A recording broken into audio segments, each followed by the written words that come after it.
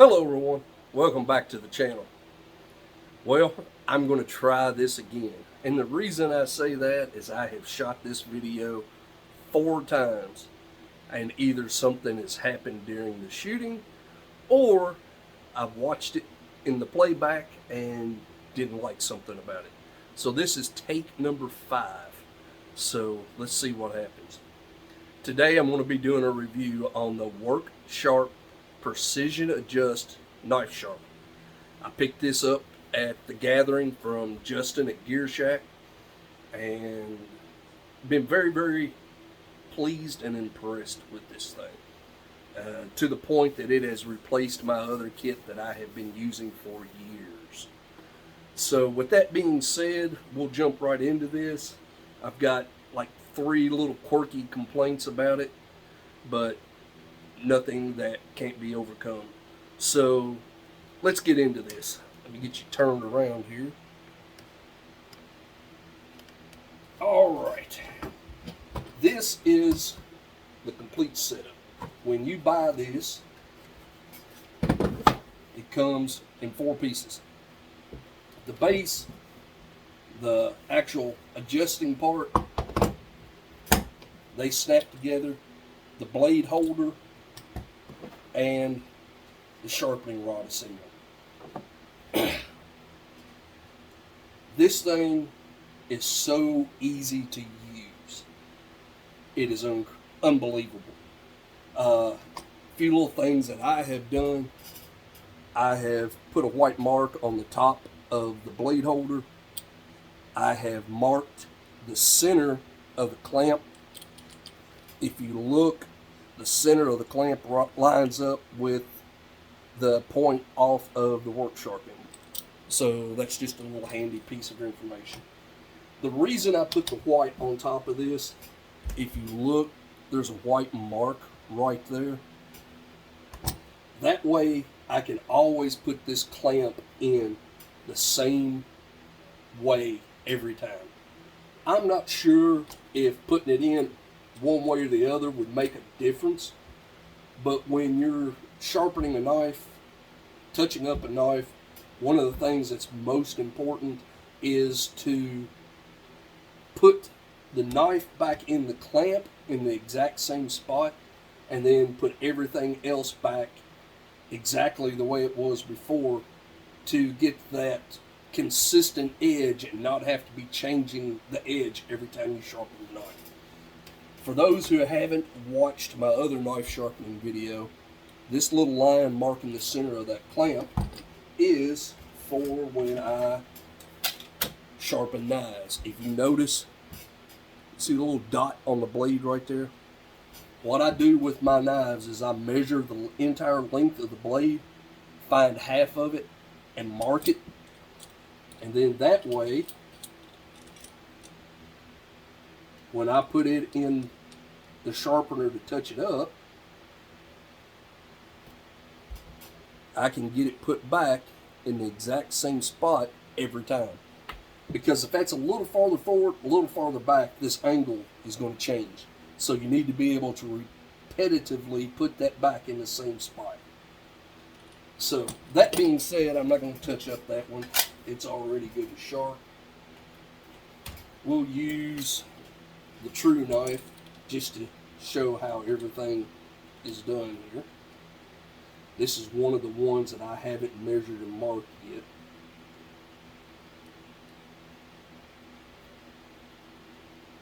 But blade clamps goes in. There's 2 magnets in the back, and then 3 magnets in the back and 3 magnets there, and that's what holds that in. On the back side, you've got this button right here. When you push that button in, see it move? The reason for that is so when you're done one side, it'll rotate so you can do the other side, and vice versa. The only thing that I have noticed is on longer knives like the SE6, when you go to make that rotation, the blade will hit the workbench, so you have to kind of raise it up and to clear it and flip it on over. But other than that, that's it. The Adjustments are marked off in fives. There's 15, 20, 25, and 30. That will be on the right side. On the left side here, there are 4 marks in between each one for each individual degree in between. The knob moves everything up and down. Just straightforward and simple. I would suggest if you sharpen a lot of different knives, make note of the angles you use, like I have there. All my Essies I sharpen at 20. My Applegate automatic that I have, I sharpened it at 23. That way you can keep up with the angle you use and can repeat it from time to time. Now, that being said, let's get into some other little things. According to Justin, there is a forum on Facebook on these sharpeners, and people have went in and made all kinds of accessories with 3D printers for these things. One of the things he talked about, if you notice, there's a little bit of play there. Not a lot, but a little. He said he has seen where people have 3D printed a block that goes in underneath that to stop that movement. It's not a lot of movement. You have to press pretty hard on it to get it to move. So just normal everyday sharpening, I don't see where that would be necessary. But if you got into cutting a raw edge on a hand-built knife or a knife blank, I can see where that may come in handy. One of the other things that I've noticed, this is magnetic and goes up in here. It's hard to see,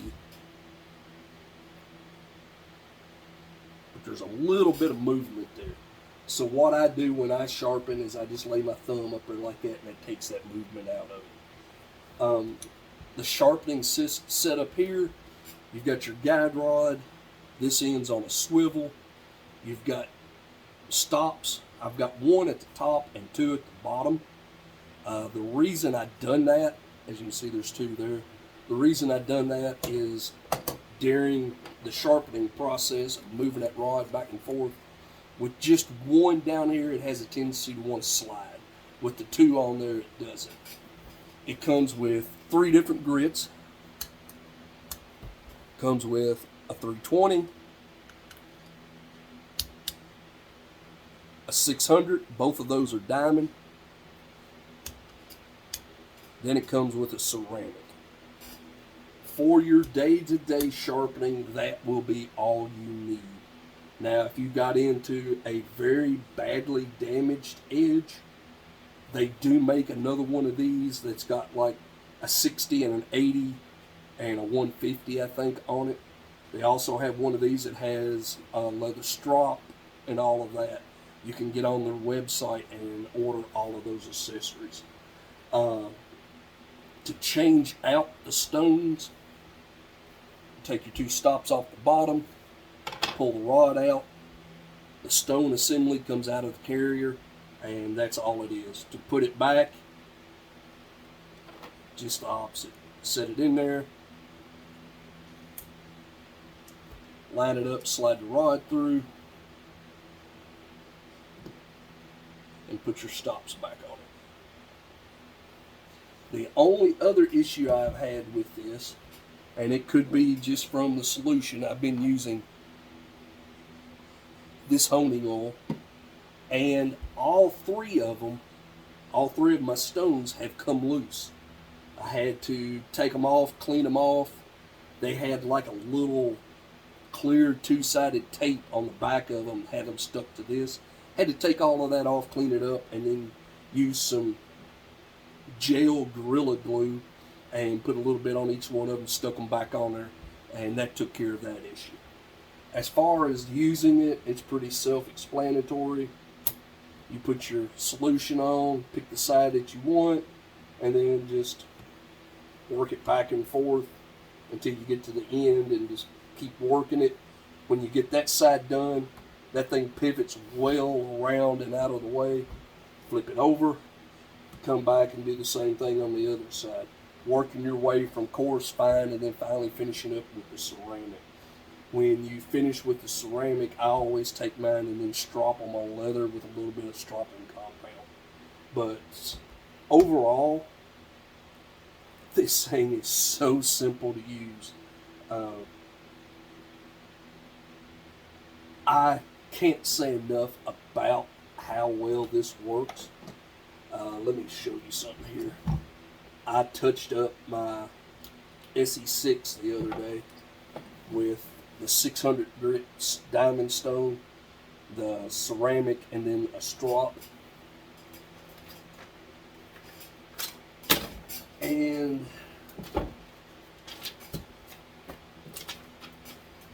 this is what I've ended up with.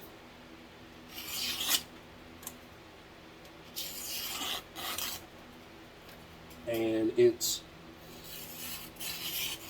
that way no matter where you go.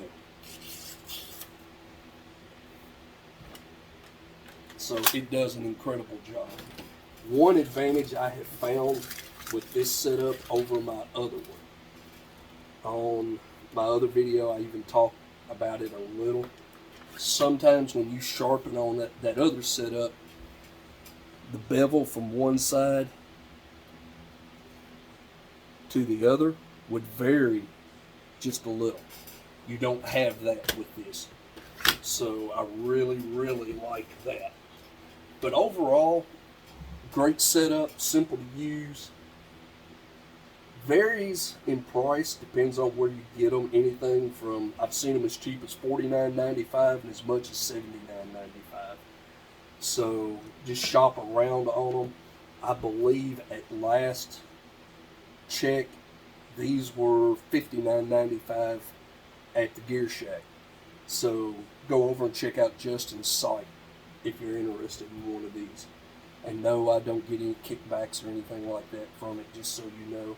Justin's just a hell of a guy, and he'll do anything he can to help you out.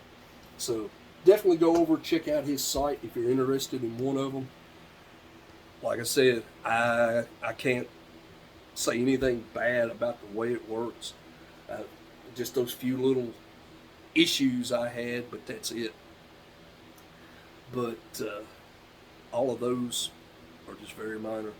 So there you go. Like, share, subscribe, and I'll get another one up for you soon.